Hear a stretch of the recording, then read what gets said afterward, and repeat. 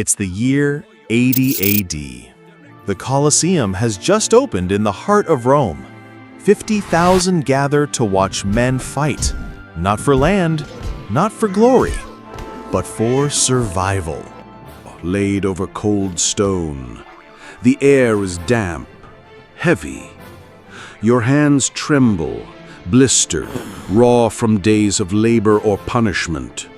You try to remember your name, but it slips away, lost in the noise. Above you, the Colosseum towers, a mountain of stone and steel.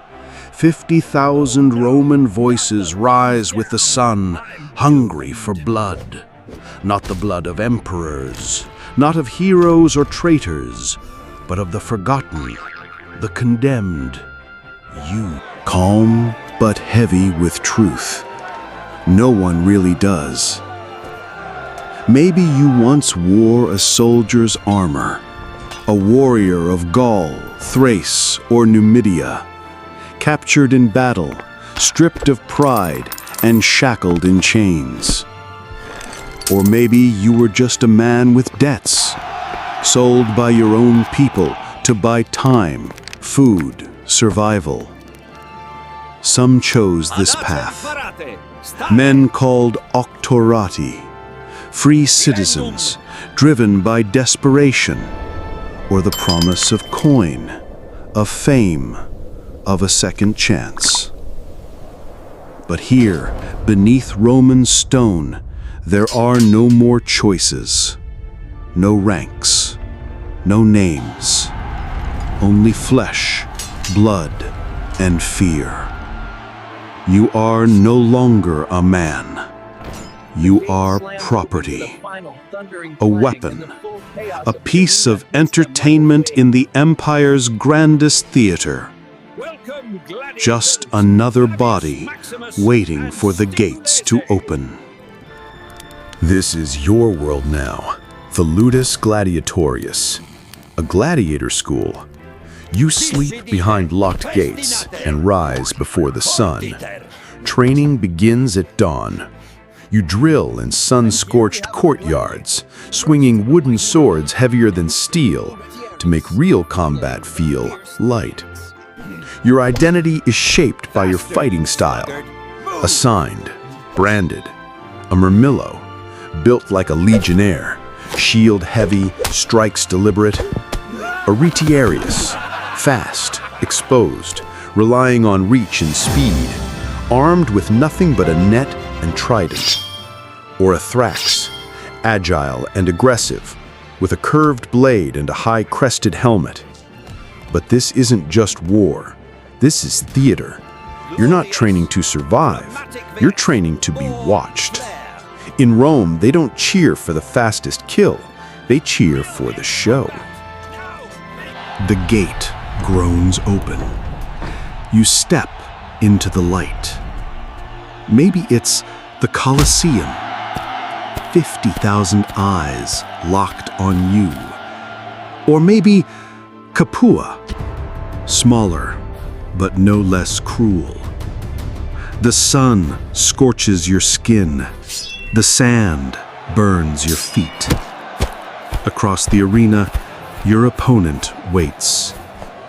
You don't know his name, only his weapons, his stance, his intent. A magistrate raises his hand. The signal. You move. You raise your shield. You swing. You miss. You strike again. You bleed. So does he. You stumble, then rise. The crowd roars. Not out of love, but hunger. You are no longer a man. You are part of the spectacle. And then, silence. The emperor's hand rises. Then, the crowd explodes. Let's see some spirit. You've earned mercy. Today. Many do not survive their first fight. Some die from wounds, others from infection. There are no second chances in the arena unless you give the crowd something to remember. But a few become legends. Flamma, a Syrian fighter, was granted freedom 4 times. He refused it every time, choosing the arena over the unknown. Or Spartacus, who once led the greatest slave rebellion in Roman history, a gladiator who dared to fight back. If you fight well, you might be granted the rudis, a simple wooden sword that means your freedom. But most never see it. Rome carved its emperors in marble, but its gladiators buried beneath the sand. You didn't choose this life of blood.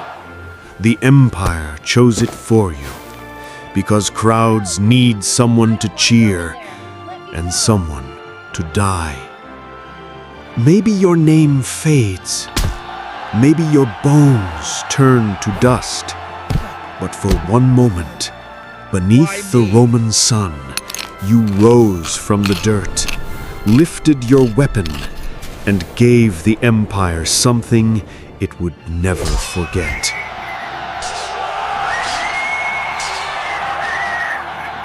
That was your life as a gladiator in ancient Rome. Would you have survived the arena?